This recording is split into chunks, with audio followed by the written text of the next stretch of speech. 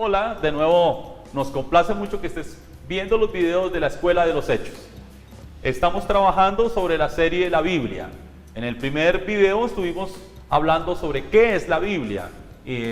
Resumimos cosas importantes como que la Biblia es una colección de 66 libros y esos 66 libros tocan un tema en común que es la salvación. La salvación que Dios provee al hombre. El hombre está perdido por culpa del pecado. Luego de hablar de los evangelios y del libro de los Hechos, continuaremos hablando acerca de Pablo. Pablo escribió cartas. Algunas personas habrán leído en la Biblia epístola. La palabra carta y la palabra epístola es lo mismo. La primera sección del Nuevo Testamento son los 4 evangelios, la segunda sección el libro de los Hechos, que es el libro histórico, y la tercera sección son las cartas que escribió el apóstol Pablo o epístolas. El apóstol Pablo escribe esas cartas a las iglesias que hay fundadas en ese momento. No todas las iglesias que existían las fundó el apóstol Pablo, aunque un gran número sí. Pero él les escribía cartas de acuerdo a las necesidades que sabía que esas iglesias tenían. En algunas iglesias tenían necesidad de aprender sobre un tema específico, otras iglesias tenían unos problemas que no sabían cómo solucionar, etc. Y el apóstol Pablo escribía de acuerdo a esas necesidades, según lo que el Espíritu Santo le daba para que les escribiera. Ok, esas cartas van desde la carta del apóstol Pablo a los romanos hasta la carta del apóstol Pablo a los tesalonicenses. Cuando hablamos carta del apóstol Pablo a los romanos, significa a los cristianos de la iglesia en Roma. Cuando hablamos a los tesalonicenses, hablamos de los cristianos de la iglesia en Tesalónica, etc. Vamos a encontrar entonces en orden esas cartas así. Carta del apóstol Pablo a los romanos, primera y segunda carta del apóstol Pablo a los corintios, carta del apóstol Pablo a Gálatas, carta del apóstol Pablo a Efesios, carta del apóstol Pablo a Filipenses, carta del apóstol Pablo a los colosenses, primera y segunda carta del apóstol Pablo a tesalonicenses. Se les llama cartas porque definitivamente tienen las características de una carta. Voy a leer un ejemplo en Corintios, la carta que escribió el apóstol Pablo a los Corintios o a los cristianos de la iglesia en la ciudad de Corintios. Vamos a encontrar en la versión Reina Valera y algo otras versiones el título salutación, que significa saludo. Y al final de esas cartas vamos a encontrar salutaciones finales, que significa saludos finales o despedida.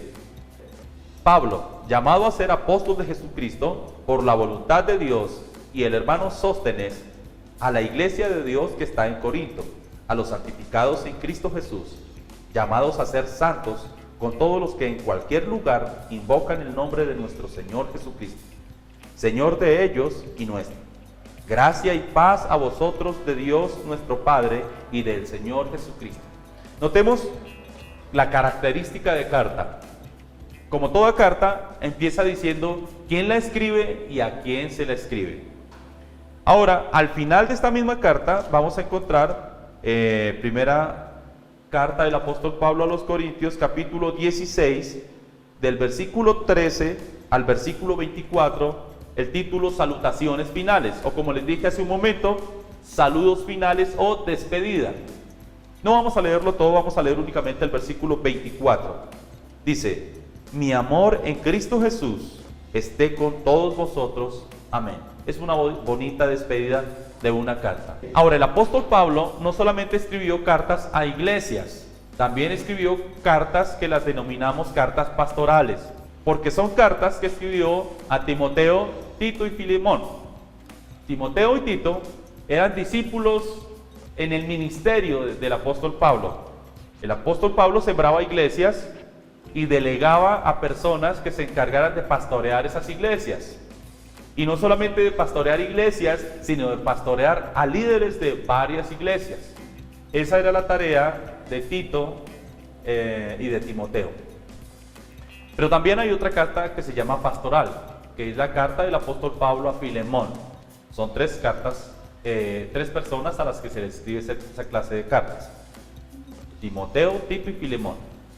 Filemón es un hombre dedicado a servir a Dios, pero no está en el ministerio pastoral ni apostólico. Solamente el apóstol Pablo le manda una carta dándole unas indicaciones muy importantes de su testimonio en Cristo Jesús y le pide un favor de perdonar a otra persona. Eso es una carta pastoral. Ok, ahí termina el compendio y la obra del apóstol Pablo. Ahora, encontramos una carta más después de las cartas del apóstol Pablo, pero no podemos decir que es de Pablo o de algún otro en especial porque no se sabe quién la escribió. Es la carta a los hebreos. La palabra hebreo está relacionada a los descendientes de Abraham. Entonces, esa carta tiene el objetivo de mostrarle a todos los descendientes de Abraham que Jesucristo es la persona que Dios prometió a David que se sentaría eternamente en el trono. Está diciéndole a todos los hebreos que Jesucristo es por medio de quien se puede cumplir la profecía de que Abraham sería bendición a todas las familias de la tierra. Ok, luego continuamos con las cartas universales. Las cartas universales van desde Santiago a Judas, son en este orden: Santiago, primera y segunda de Pedro, primera, segunda y tercera de Juan, y San Judas. Estas cartas tienen un objetivo: es escribirle a la iglesia en general. No son como las del apóstol Pablo, que escriben a una iglesia específicamente, sino escriben a todos los cristianos que estén en cualquier parte. Las cartas del apóstol Pablo, escritas a una iglesia, sirven para toda la iglesia, pero en el momento que se escribieron, eran dirigidas a una iglesia. Las epístolas o cartas universales se escribieron originalmente para todas las iglesias que existían en el momento, hablándoles, advirtiéndoles sobre problemas que podrían encontrar, advirtiéndoles sobre cómo manejar la aflicción y la prueba y muchos temas. El apóstol Juan, que escribe 3 cartas, es el mismo que escribe el Evangelio de Juan. Algunas personas confunden las epístolas de Juan con el Evangelio de Juan. Cuando decimos el Evangelio de Juan, leemos en los Evangelios, la primera parte del Nuevo Testamento. Y cuando decimos primera, segunda, tercera de Juan, leemos al final del Nuevo Testamento las epístolas o cartas de Juan. Finalmente tenemos el libro profético del Nuevo Testamento, Apocalipsis. En el Antiguo Testamento, recuerden que tenemos 17 libros proféticos, 5 que denominamos mayores y 12 que denominamos menores. Los denominamos mayores y menores por la cantidad de texto. Mayores tienen mayor texto que los menores. Pero en el Nuevo Testamento encontramos un solo libro profético, es Apocalipsis, y también lo escribió el apóstol Juan. Entonces el apóstol Juan escribió el Evangelio según San Juan, escribió primera, segunda y tercera de Juan y Apocalipsis. Así que en total el Espíritu Santo le inspiró al apóstol Juan 5 libros. El Apocalipsis es la conclusión de la Biblia. En el Apocalipsis Jesucristo le está mostrando a Juan cuál es la condición actual de la iglesia. Le da una carta para 7 iglesias.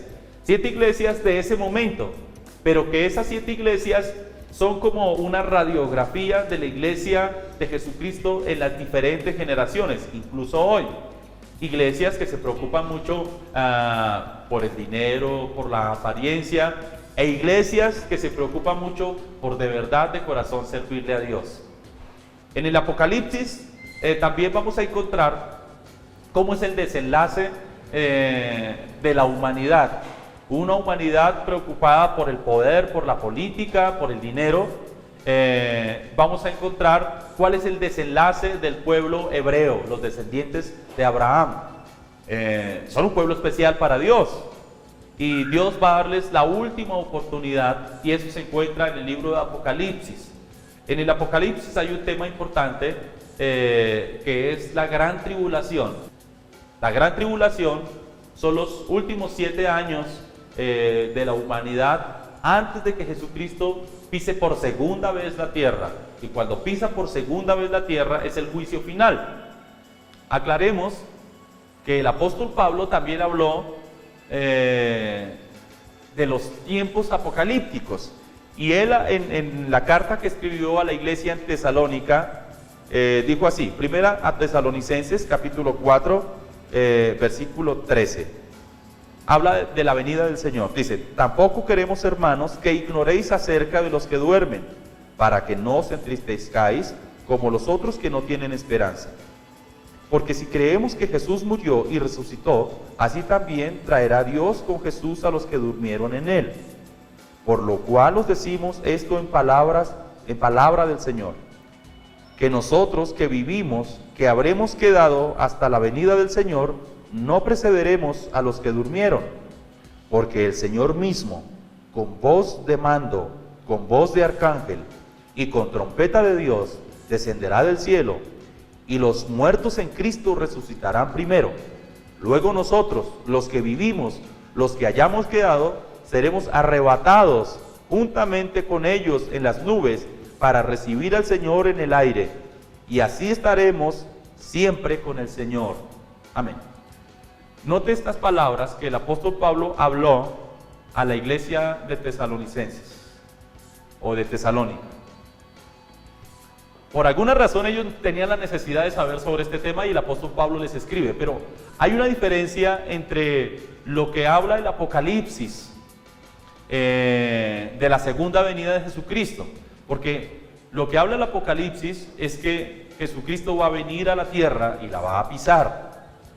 Pero aquí usted encuentra, dice en versículo 17, primera Tesalonicenses 4:17, dice, luego nosotros los que vivimos, los que hayamos quedado, seremos arrebatados. Mire la palabra arrebatados, significa tomados, levantados. Dice, arrebatados juntamente con ellos en las nubes, para recibir al Señor en el aire. O sea que antes de que Jesucristo venga a juzgar a la humanidad por su pecado, Jesucristo va a venir por su iglesia y la va a levantar de la tierra y la va a llevar al cielo. Y en el Apocalipsis habla de las bodas del Cordero. Bien, quiere decir que la iglesia va a ser arrebatada, va a estar en las bodas del Cordero. Mientras tanto va a suceder la gran tribulación aquí en la tierra, y al final de la gran tribulación entonces va a ser el juicio final. Ok, este es una síntesis de lo que es el Apocalipsis y de lo que es en general también el Nuevo Testamento. Espero que haya sido productivo. Espero que también al mirar el taller y resolver las preguntas que están allí puedas recordar datos importantes y estar preparado para los siguientes videos en los que vamos a enfocarnos en cómo leer la Biblia e interpretarla de una manera sencilla y eficaz, sin complicarnos mucho. Que Dios les bendiga.